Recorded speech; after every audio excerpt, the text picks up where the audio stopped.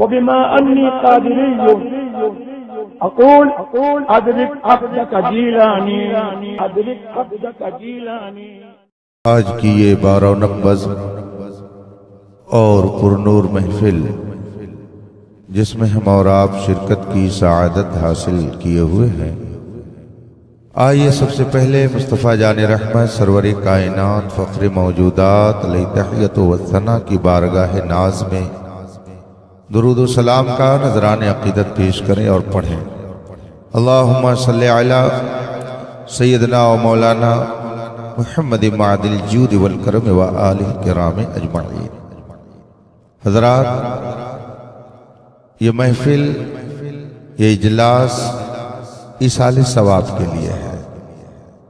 ईसाल का माना होता है पहुंचाना, सवाब का मतलब होता है बेहतर बदला। ईसाल सवाब का मतलब हुआ बेहतर बदला पहुंचाने की ये महफिल है। ईसाल सवाब को मुख्तसर लफ्जों में हम और आप फातिहा कह देते हैं। किसी चीज को अगर पहुंचाया जाता है तो एक पहुंचाने वाला होता है और एक जिस तक वो चीज पहुंचाई जाती है। जो पहुंचाता है उसके अंदर पहुंचाने की सलाहियत होनी चाहिए और जिसके पास कोई सामान पहुंचाया जाता है उसके अंदर लेने की सलाहियत होनी चाहिए। अगर आप किसी के पास कोई सामान पहुंचाना चाह रहे हों मगर जिसके पास पहुंचाना चाहते हैं उसके अंदर लेने की सलाहियत ही नहीं है, वसूल करने की उसके अंदर लियाकत ही नहीं है, तो आपके पहुंचाने से वो चीज नहीं पहुंच सकती है। बेशुमार चीजें हैं, आप मिसाल में उसको समझ सकते हैं। आप माल अपने घर से कहीं पहुंचाना चाहें तो जाहिर सी बात है कि ये माल है, इसे आप पहुंचाएंगे और किसी के पास पहुंचाएंगे। जिसके पास पहुंचाएंगे अगर उसके अंदर वसूल करने की सलाहियत होगी तो आपका भेजना सूदमंद होगा, फायदेमंद होगा, वरना आपके भेजने से कोई फर्क नहीं पड़ता। यही हाल ईसाल सवाब का है। ईसाल सवाब के लिए जरूरी है कि जो पहुंचा रहा हो उसके अंदर पहुंचाने की सलाहियत है और फिर जिसे पहुंचाया जा रहा हो उसके अंदर वसूल करने की सलाहियत। अब वो सलाहियत कैसी है, वो शर्त क्या है? उलमाए किराम का नूरानी काफिला तशरीफ फरमा है, आप इनसे मालूम कर सकते हैं, तफसील आपको बताएंगे। मगर एक अहम शर्त है ईसाल सवाब के लिए, सवाब पहुंचाने के लिए शर्त यह है कि जो पहुंचा रहा हो वो साहिब ईमान हो, साहिब ईमान हो। इसीलिए अगर कोई बेईमान है और सुबह से शाम तक 50,000 पारा पढ़ करके किसी को पहुंचाए तो वो पहुंच नहीं सकता। ईमान होना शर्त है। सवाब पहुंचाने के लिए ईमान वाला होना शर्त है। इसीलिए जिन लोगों ने सवाब का पहुंचाने का सिलसिला बंद कर दिया उन्होंने अपनी हकीकत को वाज़े कर दिया। जिन्होंने सवाब पहुंचाने पर रोक लगा दी, ईसाल सवाब की महफिल को बिदात कह दिया, फातिहा को बिदात कह दिया, कुछ नहीं, कुरान खानी नहीं, ईसाल सवाब नहीं, तीजा चालीसवां नहीं, गोया दूसरे लफ्जों में उन्होंने ये बता दिया कि हमारे अंदर पहुंचाने की सलाहियत नहीं। हम लोग उससे आरी और खाली हो चुके हैं। मगर अल्हम्दुलिल्लाह अहले सुन्नत व जमात बड़े फख्र से ये कहते हैं, अहले सुन्नत व जमात में रहने वाले बड़े एतमाद से कहते हैं कि हम ईसाल सवाब की महफिल मुनाकिद कर रहे हैं। गोया दूसरे लफ्जों में कहते हैं कि खुदा का करम है कि हमारे अंदर ईमान बाकी, उसका करम है कि हम साहिब ईमान हैं। ईसाल सवाब के लिए मोमिन होना शर्त है। हमने ईसाल सवाब की महफिल को रोका नहीं, जिन्होंने रोका उन्होंने अपनी हैसियत बता दी कि हमारे अंदर ये सलाहियत ही नहीं है कि हम पहुंचा सकें, तो उन्होंने अपनी हैसियत बता दी कि हमारा ईमान रुखसत हो चुका है। मगर जो इसाले सवाब की महफिल मुनाकिद करते हैं अल्हम्दुलिल्लाह, वो कहते हैं कि हमारे दिल के अंदर ईमान है, हमारे अंदर ये सलाहियत है कि हम दूसरे को इसाले सवाब कर सकें। ये ऐलान हो रहा है। फिर जिसको सवाब पहुंचाया जाए उसके अंदर लेने की सलाहियत होनी चाहिए। उसके अंदर सबसे पहले ये शर्त होनी चाहिए कि वो भी साहिब ईमान हो। इसीलिए अगर पूरी दुनिया मिलकर के किसी ऐसे शख्स के लिए इसाले सवाब करे जो दुनिया से कुफ्र के साथ गया हो, पूरी दुनिया मिलकर के इसाले सवाब करे, नहीं पहुंच सकता है। और अगर पूरी दुनिया मिलकर के सुबह शाम उसकी कब्र पर कुरान खानी करती रहे, उससे कोई फर्क नहीं पड़ता, पहुंचेगा ही नहीं। इसलिए जो दुनिया से चले गए लोगों ने कहा यहां मत पहुंचाओ, यहां नहीं पहुंचेगा। मगर सुन्नी अल्हम्दुलिल्लाह महफिले इसाले सवाब मुनाकिद करके ये ऐलान करता है कि अल्हम्दुलिल्लाह जो इसाले सवाब की महफिल मुनाकिद कर रहे हैं ये भी मुस्तफा के वफादार हैं, साहिब ईमान हैं। और जो दुनिया से जा चुका है, कब्र में लेटा हुआ है, हमारे घर का जो एक फर्द दुनिया से चला गया है वो बेईमान नहीं गया है, ईमान के साथ रुखसत हुआ है, उसके अंदर लेने की भी सलाहियत है, तो हमारे अंदर पहुंचाने की सलाहियत है। ये आपके ईमान की अलामत है और उसे पहुंचाया जा रहा है, तो इसका मतलब है वो दुनिया से अगर गया है तो ईमान के साथ दुनिया से गया। और जब आदमी दुनिया से ईमान के साथ जाएगा, जब आदमी ईमान की दौलत लेकर के जाएगा तो उसे मुश्किल नहीं पेश आएगी। इस मुश्किल पर एक बात याद आ गई, वही अर्ज करके मैं अपनी गुफ्तगू को समेट लूंगा और आपसे रुखसत हो जाऊंगा। मौलाए कायनात शेर खुदा हैदर कर्रार अली मुर्तजा साहिब जुल्फकार रज़ियल्लाहु ताला अन्हु कूफा की जामा मस्जिद में खड़े हुए खुतबा देने के लिए, इतने में एक शख्स खड़ा हुआ और उसने कहा अमीरुल मोमिनीन खुतबा आप बाद में दीजिएगा, मेरा 4 सवाल है उसका जवाब दीजिए। हजरत मौलाए कायनात शेर खुदा रज़ियल्लाहु ताला अन्हु ने फरमाया क्या है तुम्हारा सवाल, तुम सवाल करो मैं जवाब दूंगा। उसने कहा मेरा सवाल ये है करीब क्या चीज है और ज्यादा करीब क्या है, मैं ये जानना चाहता हूँ। कहा दूसरा सवाल क्या है? उसने कहा दूसरा सवाल ये है कि जरूरी क्या चीज है और ज्यादा जरूरी क्या है। कहा और क्या सवाल है? कहा तीसरा सवाल यह है अजब क्या चीज है और ज्यादा अजब क्या चीज है। कहा और चौथा सवाल सुनाओ। कहा मुश्किल क्या है और ज्यादा मुश्किल क्या है।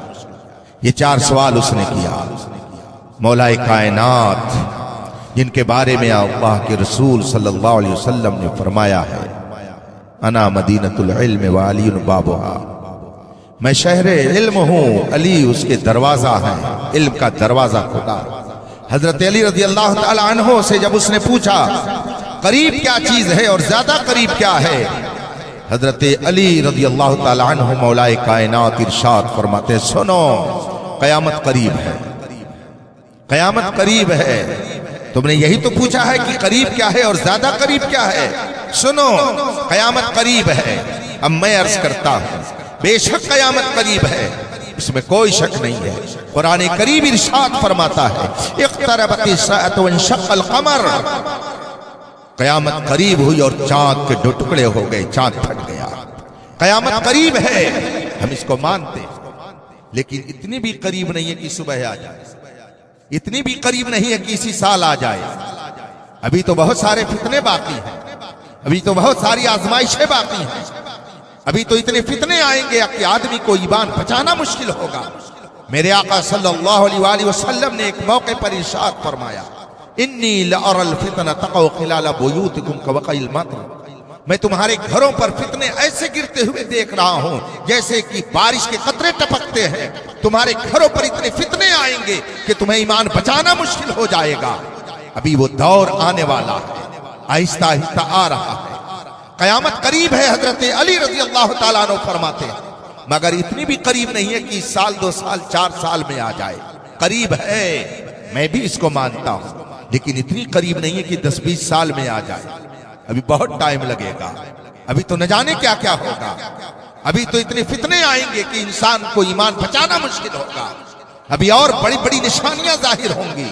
अभी एक रोज सूरज पूरब के बजाय पश्चिम से निकलेगा जब तौबा का दरवाजा बंद हो जाएगा। अभी याजूज माजूज भी निकलेंगे, अभी दाबतुल अर्द का निकलना बाकी है। अभी पूरी दुनिया के अंदर हैरत अंगेज इनकलाबात आएंगे। हजरत ईसा अलैहिस्सलातु तस्लीम तशरीफ फरमा होंगे। हजरत इमाम महदी रज़ी अल्लाह ताला अन्हु आएंगे। दुनिया से इल्म खत्म हो जाएगा। ये बड़ी बड़ी क़यामत की निशानियां हैं। इल्म वाले उठते चले जाएंगे, जाहिलों की हुकूमत होगी। जहालत वाले बैठ करके फतवा देंगे। रसूल पाक सल्लल्लाहु अलैहि वसल्लम ने एक मौके पर इरशाद फरमाया, क़यामत की निशानियों में से यह है, इन्नल्लाह ला यक़बिदुल इल्म इंतिज़ाअन यंतज़िउ मिनल इबाद वलाकिन यक़बिदु बिक़ब्दिल उलमा हत्ता इज़ा लम यब्क़ा आलिम इत्तख़ज़ अन्नास रुऊसन जुहाला फसुइलू फअफ़्तौ बिग़ैरि इल्मिन फ़ज़ल्लू व अज़ल्लू। सदक़ रसूलुल्लाह सल्लल्लाहु अलैहि वसल्लम। क़यामत की निशानी यह है कि इल्म उठ जाएगा, इल्म उठ जाएगा। लेकिन रसूल पाक फरमाते हैं इल्म यूं नहीं उठेगा कि अल्लाह लोगों के सीनों से इल्म को खींच ले, नहीं, वलाकिन यक़बिदु बिक़ब्दिल उलमा, अल्लाह इल्म उठाएगा, यानी जो सच्चे उलमा होंगे वो एक एक करके उठते चले जाएंगे। हत्ता इज़ा लम यब्क़ा आलिम, यहाँ तक कि जब कोई सच्चा आलिम बाकी नहीं रहेगा, लोग जाहिलों को अपना अमीर बनाएंगे और उन्हीं से मसला पूछेंगे और वो अपनी जहालत को छुपाने के लिए गलत मसला बताएंगे। फ़अफ़्तौ, फतवा देंगे बगैर इल्म के, फ़ज़ल्लू व अज़ल्लू, खुद भी गुमराह होंगे, कौम को गुमराह करेंगे। अभी एक जमाना ऐसा आने वाला है। अभी तो आप उलमा की ये नूरानी काफिले को देख रहे हैं। एक जमाना ऐसा आएगा कि आंखें तरस जाएंगी। मैं ज्यादा लंबी बात नहीं करना चाहता, ना लंबी तारीख बताना चाहता हूँ, मगर बताइए, आला हजरत दुनिया से तशरीफ ले गए, क्या फिर दुनिया ने आला हजरत जैसा किसी को देखा? सरकार हुज्जतुल इस्लाम तशरीफ ले गए, क्या कोई दूसरा हुज्जतुल इस्लाम नजर आया? हुजूर मुफ्ती आजम हिंद दुनिया से तशरीफ ले गए, क्या कोई दूसरा मुफ्ती आजम आपको देखने को मिला? हुजूर हाफिज़े मिल्लत दुनिया से तशरीफ ले गए, मगर कोई उनका सानी इस वक्त नजर आ रहा है। सदरुल शरिया दुनिया से तशरीफ ले गए, मगर उन जैसा कोई नजर नहीं आ रहा है। मुजाहिदे मिल्लत दुनिया से गए, मगर आज कोई मुजाहिदे मिल्लत नजर नहीं आ रहा है। एक एक करते देखते चले जाइए। और माजी करीब में मेरे आकाए नेमत मुर्शिद बरहत हुजूर ताजुल शरिया दुनिया से तशरीफ ले गए। आज पूरी दुनिया में उन जैसा कोई दूसरा ताजुल शरिया नजर नहीं आ रहा है। इमामुल उलमा हुजूर मुफ्ती शब्बीर हसन रज़वी रहमतुल्लाह ताला अलैह अभी चंद साल पहले दुनिया से गए। आज दरसगाहें सूनी है, कोई इमामुल उलमा दूसरा नजर नहीं आ रहा है। ज़वात कुद्सिया की कद्र करो, कल ऐसे भी तुम देखने के लिए तरस जाओगे, इसलिए इनकी कद्र करो। इन उलमाए रब्बानीन के दामन से वाबस्ता रहो। क़यामत आ रही है, सच्चे उलमा उठते चले जाएंगे और जाहिलों की हुक्मरानी होगी। मसला लोग उनसे पूछेंगे और वो गलत सलत मसला पता करके कौम को गुमराह करेंगे। इस वक्त न जाने कितने मुद्दई महदी पैदा हो गए हैं, मुद्दई ईसा पैदा हो गए हैं, और न जाने कितने लोग उनके दामे फरेब में आ चुके हैं। अभी ये सब और भी भयानक हालात में रूनमा होने वाले हैं। हजरत मौलाए कायनात फरमाते हैं क़यामत करीब है। मैं भी इसको मानता हूँ, मगर इतनी करीब नहीं है कि 10, 20, 25 साल 50 साल में आ जाए। अभी बहुत दिन लगेंगे क़यामत आने में। बल्कि कसम खा करके हम सब कह सकते हैं कि इस साल क़यामत नहीं आएगी। कसम खा के कहे, कोई कहे या ना कहे, मगर मैं तो कसम खा सकता हूं कि इस साल क़यामत नहीं आएगी। इसलिए कि रसूल पाक का फरमान गलत नहीं हो सकता है। जमीन उलट पलट सकती है, सूरज चांद का निजाम दरहम बरहम हो सकता है, मगर मेरे मुस्तफा का फरमान बदल नहीं सकता है। कौले मोहम्मद कौले खुदा, फरमान न बदला जाएगा, बदलेगा जमाना लाख मगर कुरान न बदला जाएगा। इसलिए जो मुस्तफा ने फरमा दिया है वो हो के रहेगा। एक दिन इनकलाब पैदा होगा दुनिया के अंदर, न जाने कैसे इनकलाबात आएंगे, कितने आएंगे, कयामत बर्पा होगी। मगर एक बात यह भी है कि जब तक एक भी ईमान वाला रहेगा उस वक्त तक कयामत नहीं आ सकती है। आप जरा अपना मकाम तो सोचिए, अपना दर्जा तो सोचिए कि जमीन और आसमान का निजाम बाकी है और कयामत आने का मतलब यह है कि ये सारा निजाम दरहम बरहम हो जाएगा। कुरान करीम इरशाद फरमाता है इज़ा ज़ुल्ज़िलतिल अर्दु ज़िल्ज़ालहा व अख़रजतिल अर्दु अस्क़ालहा। कयामत जब करीब होगी, जमीन पर जलजला आएगा और धड़ाम से ये 100 मंजिला बिल्डिंगें जमीन पर आ जाएंगी। बड़ी बड़ी बिल्डिंगों में इतराने वाले मौत के घाट उतर जाएंगे। कयामत कोई पलक कलब और तफरीह गाह बनने का नाम नहीं है, निजाम कायनात के दरहम बरहम होने का नाम है। चांद की चांदनी खत्म, सूरज की रोशनी खत्म, यह आसमान रूई की काली की तरह उड़ जाएगा, सारा निजाम दरहम बरहम हो जाएगा जब कयामत आएगी। मगर जब तक एक भी रसूल पाक का वफादारी जमीन पर रहेगा, जमीन का निजाम बर्बाद नहीं हो सकता है। रसूल पाक के फरमान के मुताबिक जब तक एक भी साहिब ईमान रहेगा, कयामत नहीं आएगी। दूसरे लफ्जों में मैं ये कह सकता हूँ, एक मोमिन की बरकत ये है कि जब तक वो रहेगा, जमीन और आसमान का निजाम बाकी रहेगा, और अगर ये नहीं रहेगा तो जमीन और आसमान का निजाम भी बाकी नहीं रहेगा। जब उनके गदा भर देते हैं शाहाने ज़माना की झोली, मुहताज का जब ये आलम है, मुख्तार क्या होगा।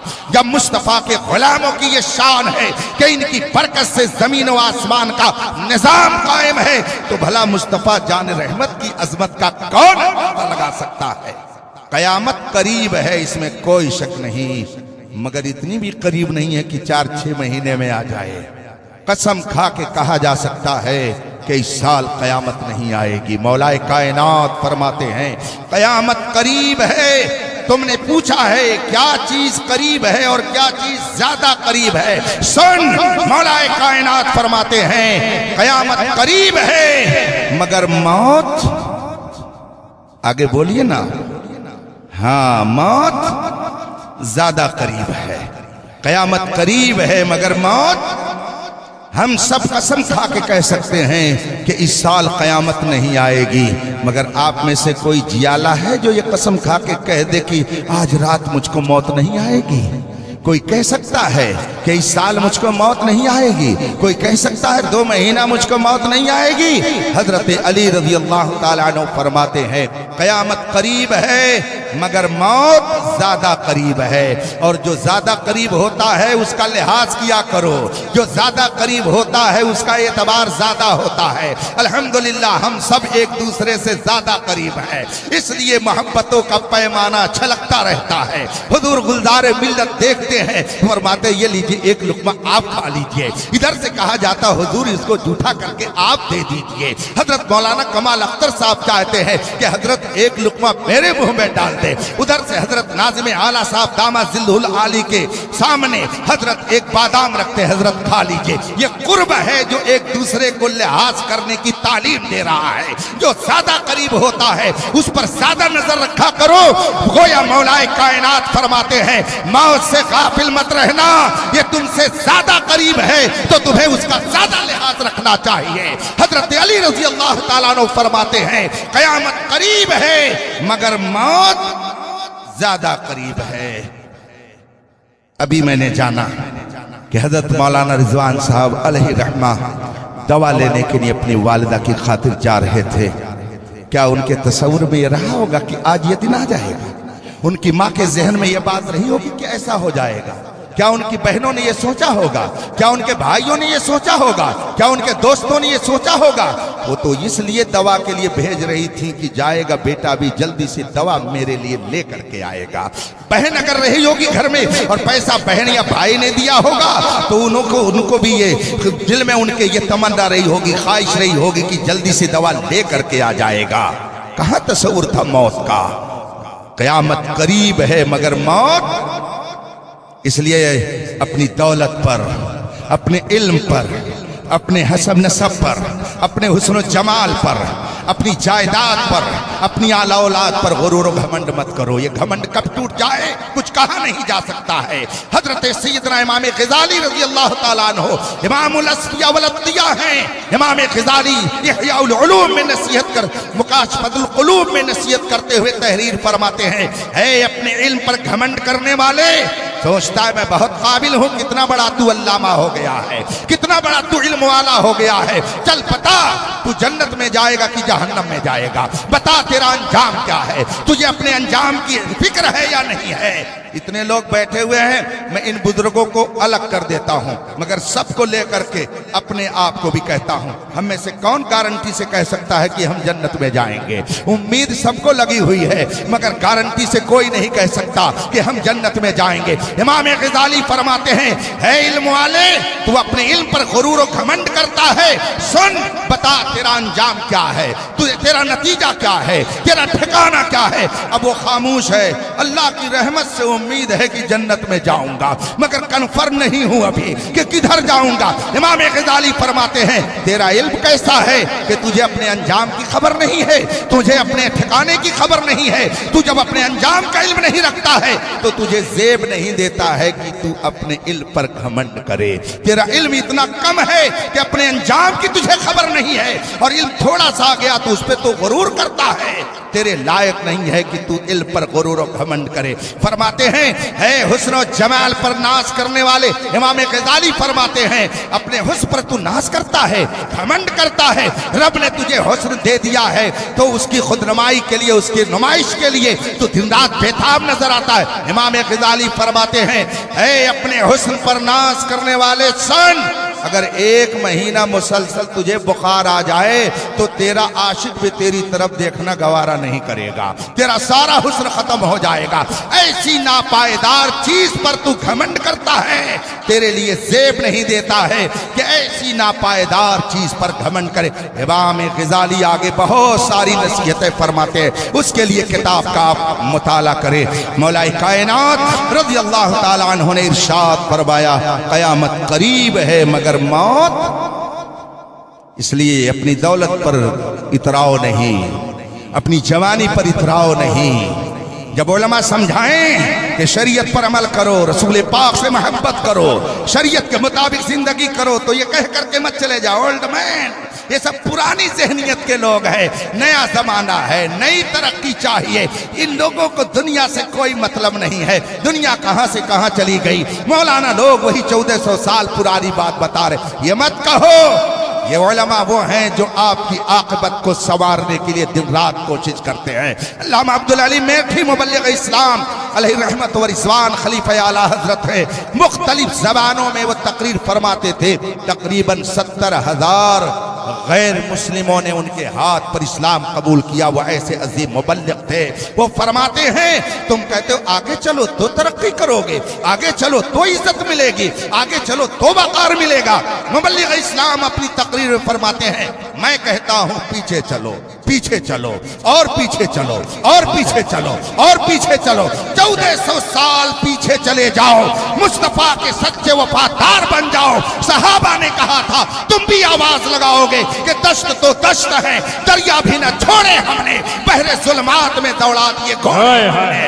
तुम आगे बढ़ करके चाहते हो तरक्की मिलेगी, नहीं नहीं, पीछे चलो। 1400 साल पीछे मुस्तफा के सच्चे वफादार बन जाओ तो तुम्हें आवाज सुनने को मिलेगी कि मोहम्मद से वफा तूने तो हम तेरे हैं, ये जहां ईद है क्या लौहो कलम तेरे हैं। सुभान अल्लाह। नारे तकबीर, नारे रिसालत, मसलके आला हजरत, फैजान हुजूर ताजु शरिया, फैजान हुजूर गुलजार मिल्लत, हजरत अल्लामा मुफ्ती अख्तर हुसैन साहब क़िबला।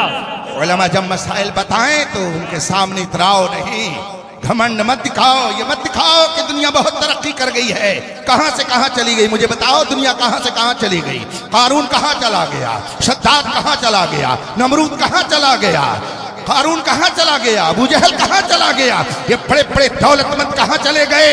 ये जमीन में गए और इनका कहीं कोई नामो निशान बाकी नहीं है। मगर मेरे गौसे आजम कल भी जिंदा थे, आज भी जिंदा है। ख्वाजा करीम नवाज कल भी जिंदा थे, आज भी जिंदा है। हजरत सिद्दीक़ अब्दुल रज़्ज़ाक़ पासवी कल भी जिंदा थे, आज भी जिंदा है। महबूब इलाही कल भी जिंदा थे, आज भी जिंदा है। शेखुल आलम कल भी जिंदा थे और आज भी जिंदा है। इससे सबक लेना चाहिए। ये दुनिया कहीं नहीं गई, सबको दुनिया ने फना कर दिया, मगर जो मुस्तफा के वफादार थे वो कल भी जिंदा थे, आज भी जिंदा है।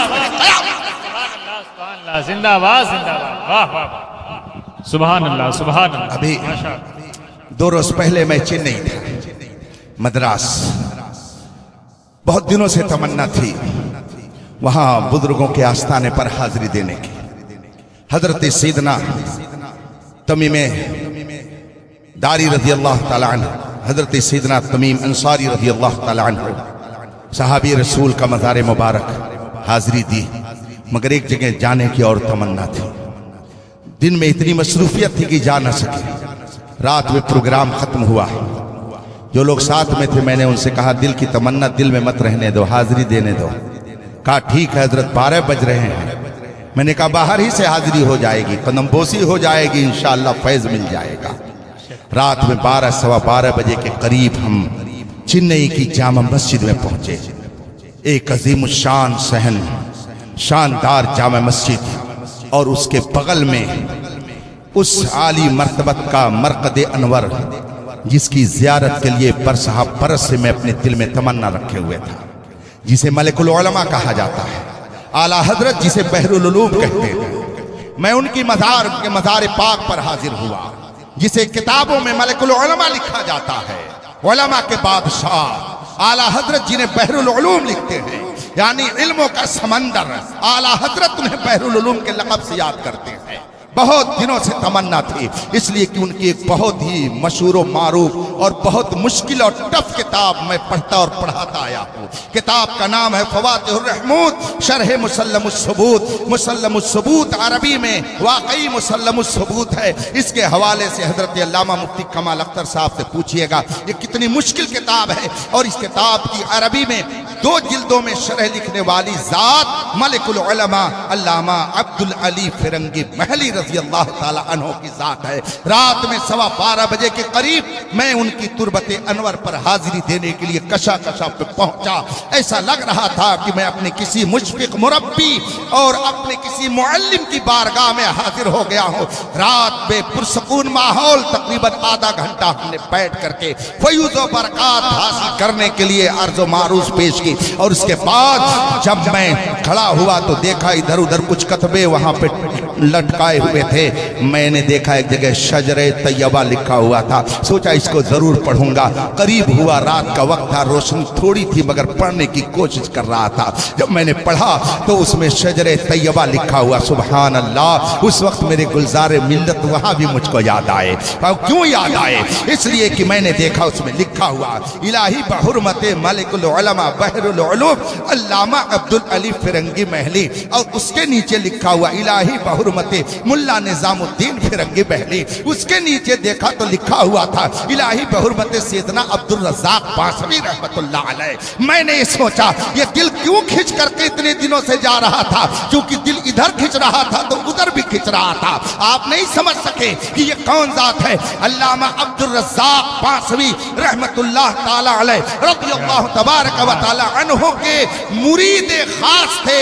दरसे निजामी के पानी अल्लामा मुल्ला निजामुद्दीन सिहालवी लखनवी, और फिर उनके मुरीद थे मलिकुल उलमा अल्लामा बहरुल उलूम अब्दुल अली फिरंगी महली। ये दोनों हिंदुस्तान की ऐसी बड़ी शख्सियतें हैं, ऐसी बड़ी शख्सियतें हैं कि आज 1000 उलमा के इल्म को एक तराजू पे रखा जाए और इन आल उलमाए दीन के इल्म को एक पल्ले पर रख दिया जाए तो इनका इल्म सब पर भारी होता। ऐसी अजीम जात थी।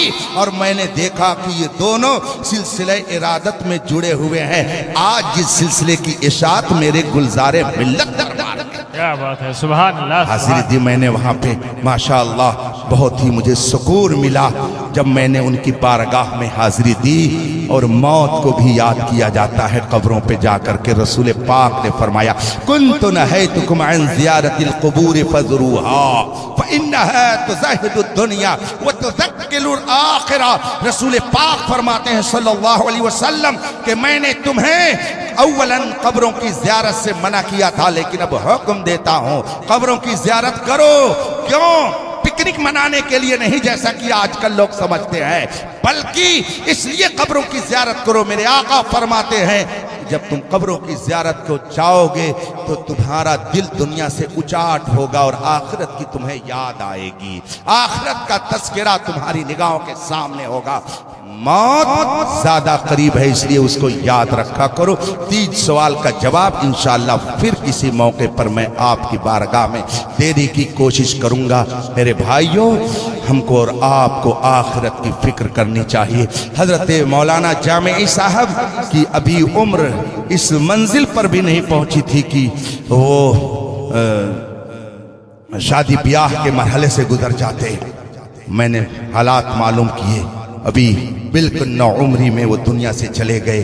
गोया अपनी वालिदा के लिए वो एक कली थी जो खिलने से पहले मुरझा गई।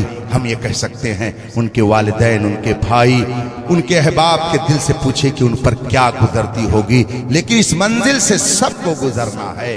कोई गुल बाकी रहेगा ना चमन रह जाएगा, पर रसूलुल्लाह का दीने हसन रह जाएगा। इसलिए अगर आप दुनिया में आए हैं तो इस तरह से जिंदगी गुजारिए कि रसूल पाक सल्लल्लाहु अलैहि वसल्लम की शरीयत की सरबुलंदी की कोशिश करते रहिए। हम इसलिए नहीं आए दुनिया में कि दुनिया के रंग रलियों में पढ़ करके आखिरत को भूल जाएं और हमें अल्लाह और रसूल का खौफ न रह जाए। इमाम अहले सुन्नत फरमाते हैं, या रसूल अल्लाह, जमीनो जमा तुम्हारे लिए, मकीनो मका तुम्हारे लिए, चुनीनो चुना तुम्हारे लिए, बने दो जहां तुम्हारे लिए, हम आए यहां।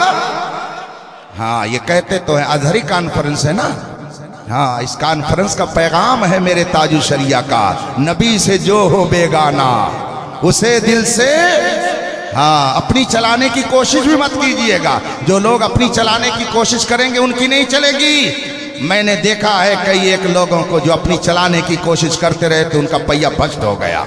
मदीना शरीफ में देखा, एक साहब की मजलिस सजी हुई थी और वहाँ एक नात ख्वाब पढ़ रहा था, यहाँ बप्पा का सिक्का चलता है, यहाँ बप्पा का सिक्का चलता है। मैं बहुत देर तक गौर करता रहा कि ये कह क्या रहा है। जब नहीं समझ पाया तो बगल वाले से मैंने पूछा कि ये क्या कह रहा है। कहता बप्पा का सिक्का चलता है। कहा हजरत वो कहना चाहता है यहाँ मेरे बापू का सिक्का चलता है। मैंने कहा ये बापू कौन? कहा फला के। मैंने कहा अस्तगफिरुल्लाह अस्तगफिरुल्लाह, मेरे ताजु शरिया क्या कहते हैं वो तो सुनो। यहाँ ये कैसे लोग हैं मदीने तैयबा में आकर के कहते हैं मेरे बापू का सिक्का चलता है, और मेरे ताजु शरिया कहते हैं जहां में उनकी चलती है वो तब में क्या से क्या कर दे, जमी को आसमां कर दे, सुरैया को सरा कर दे। तो जो अपनी चलाएगा उसकी नहीं चलेगी, और जो मुस्तफा के दीन की चलाने की बात करेगा तो दीन भी चलेगा और उसका जिक्र। वाखिर दावाना अल्हम्दुलिल्लाह रब्बिल आलमीन। अस्सलाम।